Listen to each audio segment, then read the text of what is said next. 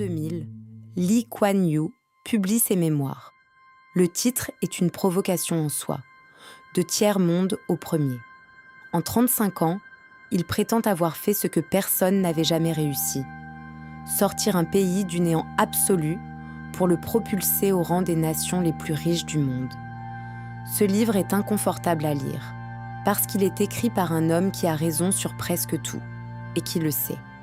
Pas d'excuses, pas de remords, pas de fausse modestie. Juste une démonstration froide, méthodique, de comment un État se construit quand son dirigeant refuse de se mentir à lui-même. Aujourd'hui, nous allons ouvrir ce livre et comprendre pourquoi ce qu'il contient dérange encore autant un quart de siècle après sa publication. En août 1965, Singapour n'est pas la métropole rutilante que nous connaissons aujourd'hui.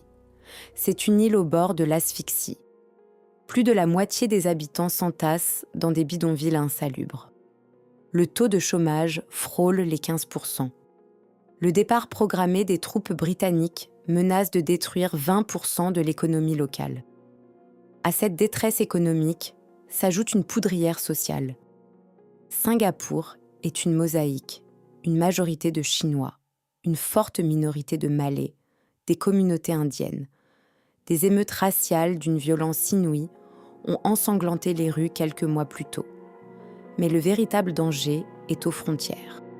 Au nord, la Malaisie, dont Singapour vient d'être expulsée brutalement. Au sud, l'Indonésie mène une politique agressive de déstabilisation. Singapour est prise en étau, sans armée, sans ressources, sans profondeur stratégique. For me, it is a moment of anguish because all my life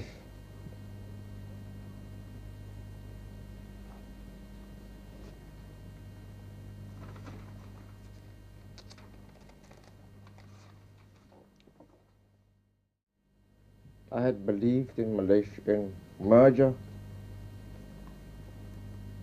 and the unity of these two territories. Cet homme qui vient de proclamer l'indépendance de son pays s'effondre en direct devant la presse. Pas de faiblesse. Juste la lucidité brutale. Singapour est condamné. Sans eau, sans alliés, sans défense. Il frappe aux portes des puissances, mais reçoit partout des faux fuyants. Personne ne veut parier sur un État mourant. Acculé, Lee Kuan Yew comprend que son seul allié sera le secret. Il contacte Tel Aviv par nécessité pure. Novembre 1965. Des conseillers israéliens débarquent sous le nom de code mexicain. Face à l'urgence, Singapour bascule. Service militaire obligatoire. Défense totale. Achat de matériel d'occasion. L'île devient une puce venimeuse. Impossible à avaler sans s'empoisonner.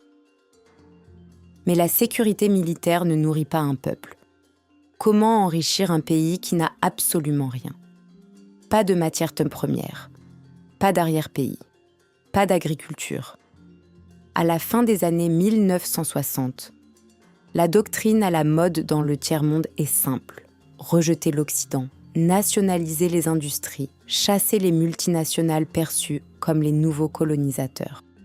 Lee Kuan Yew refuse cette logique. Non par idéologie, mais parce qu'il comprend une chose que ses contemporains refusent d'admettre. Un petit État sans ressources n'a pas le luxe d'avoir des ennemis économiques. Dès 1965, il l'avait dit sans détour à la presse internationale. Et cette déclaration résume toute sa philosophie. Là où le tiers-monde voit des exploiteurs, il voit une opportunité, du capital, une technologie de pointe et un accès direct aux marchés mondiaux. Il transforme l'île en paradis logistique ultra compétitif. Des infrastructures impeccables, des impôts réduits au minimum, une tolérance zéro face à la corruption. Les fonctionnaires corrompus sont poursuivis, y compris les proches du pouvoir. En octobre 1968, Texas Instruments installe sa première usine de semi-conducteurs. La décision est prise et la production lancée en 50 jours. Hewlett-Packard suit immédiatement. Le DB singapourien fera même réparer un ascenseur en urgence pour la visite personnelle de M. Hewlett.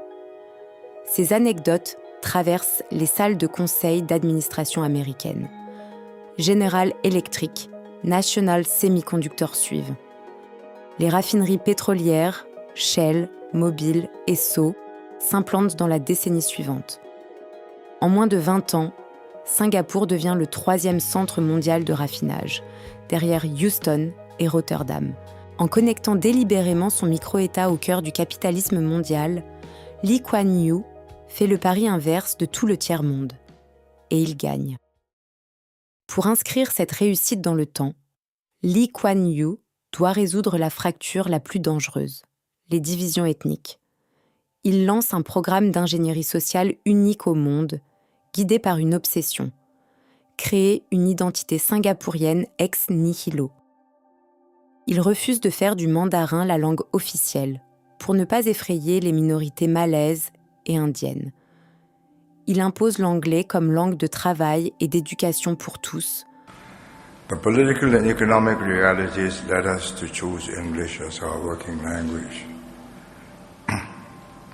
75% of the population then was Chinese, speaking a range of dialects, something around 12 or 13 dialects, 14% Malays, 8% Indians. Making Chinese the official language of Singapore was out of the question, as the 25% who were non-Chinese would revolt. Une décision impopulaire, contestée, mais irréversible. Pour éliminer les ghettos ethniques, l'État construit des logements publics massifs et impose des quotas stricts. Chaque immeuble doit refléter la composition démographique exacte du pays. Chinois, Malais et Indiens sont forcés de vivre ensemble. La méritocratie absolue devient la seule religion d'État. Le pouvoir et l'argent iront à ceux qui travaillent le plus dur, peu importe leur origine. Ce n'est pas une vision improvisée, elle était déjà là, entière, dès le premier jour.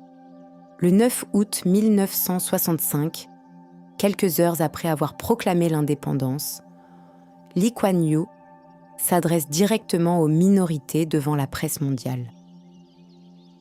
They are out, but we will still do it. And I asked the Malays, don't worry. This was the government that believed in multiracialism and brought Singapore away from chauvinism into multiracialism.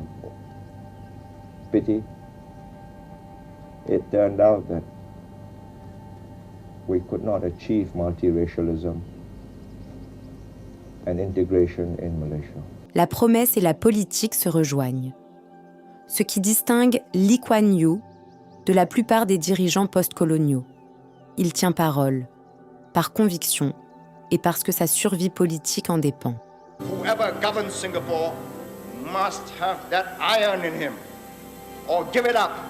This is not a game of cards. This is your life and mine. I've spent a whole lifetime building this. And as long as I'm in charge, nobody's going to knock it down. Ce modèle suscite l'admiration autant que l'effroi.